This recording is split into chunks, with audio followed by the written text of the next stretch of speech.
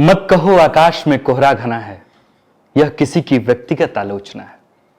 अनुभूति को अभिव्यक्ति का वरदान मिलना वाकई एक संयोग है, और संयोग मिला है हिंदी के साहित्यकाश के एक ऐसे मजदूर कवि को जिसकी गढ़ी गजलें, कविताएं प्रेम और क्रांति के बीच एक पुल बनाती है। हिंदी में लिखी कविताओं के इधर, उस विधा के इतर, गजलों में अपनी अनंत प्रेम और पीड़ा को उकेरने वाला एक ऐसा गजलकार जिसने प्रेम पर लिखा तो पूरी दुनिया ने उसे एक साथ गुनगुनाया कि मैं जिसे ओढ़ता बिछाता हूं वो गजल आपको सुनाता हूं। मैं जिसे ओढ़ता बिछाता हूं वो गजल आपको सुनाता हूं। एक जंगल है तेरी आंखों में, मैं जहां राह भूल जाता हूं। तो किसी रेल सी गुजरती है, मैं किसी पुल सा थरथराता हूं।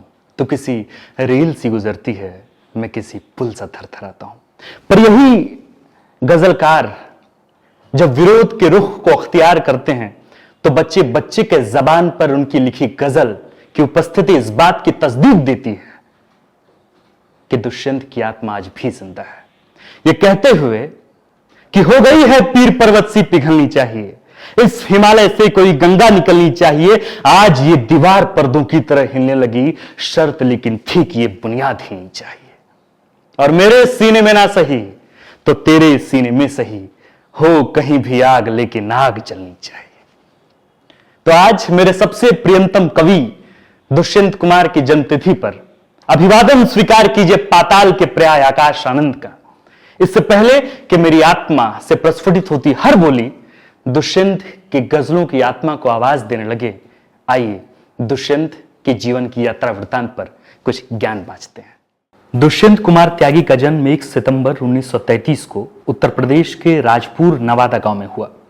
इलाहाबाद विश्वविद्यालय से शिक्षा प्राप्त करने के उपरांत कुछ दिन आकाशवाणी भोपाल में असिस्टेंट प्रोड्यूसर के पद पर रहे। उस समय जब दुष्यंत कुमार साहित्य की दुनिया में अपनी कदम रख रहे थे, तब भोपाल के दो प्रगतिशील शायर ताज भोपाली और कैफ भोपाली का गजलों की दुनिया पर राज हुआ करता था। प्रेम और व्यवस्था से उपजी पीड़ा का जवाब जब लोग अन्य कवियों की कविताओं में ढूंढ रहे थे, तब हिंदी जनमानस को कहां पता था कि प्रेम और क्रांति से उपजी पीड़ा का जवाब दुष्यंत की गजलों से उन्हें मिलने वाला है। बहरहाल दुष्यंत को जानने की एक सबसे जरूरी और सबसे आवश्यक शर्त यही है कि उनके गजलों की सोहबत में कुछ वक्त गुजार ली जाए। पर ठहरिए, इससे पहले कि आप उनकी गजलों तक पहुंचकर खो जाएं, ये जान लीजिए कि आखिर उनकी गजलें दुनिया की नजरों तक कैसे पहुंची। असल में इस कहानी की शुरुआत संगम यानी प्रयागराज से होती है। प्रयागराज में दुष्यंत की दोस्ती कथाकार कमलेश्वर से हुई। ये वो दिन थे जब दुष्यंत कुमार अपनी प्रेम, पीड़ा, विरोध और विचारों को डायरी के पन्नों पर दर्ज कर रहे थे। उन्हीं दिनों एक दिन कमलेश्वर को दुष्यंत की डायरी हाथ लगी। फिर कमलेश्वर कहां रुकने वाले थे। दुष्यंत को बिन बताए कमलेश्वर ने यह डायरी दिल्ली में स्थित टाइम्स ऑफ इंडिया के दफ्तर तक पहुंचा दी। फिर क्या था, टाइम्स ऑफ इंडिया की सारिका नामक पत्रिका में अचानक एक ही दिन में दुष्यंत की 10 चुनिंदा गजलें छप गई। शायद यही वह दिन था जब हिंदुस्तान को नई पीढ़ी का अवामी शायर मिलने जा रहा था। जी हां, जो शब्दों के तलस्म से गजलों को गढ़ने का हुनर बखूबी जानता था।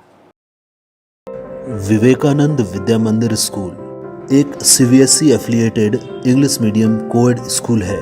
हम शिक्षा के साथ संस्कार देते हैं। thefollowup.in. Like, share and subscribe. www.thefollowup.in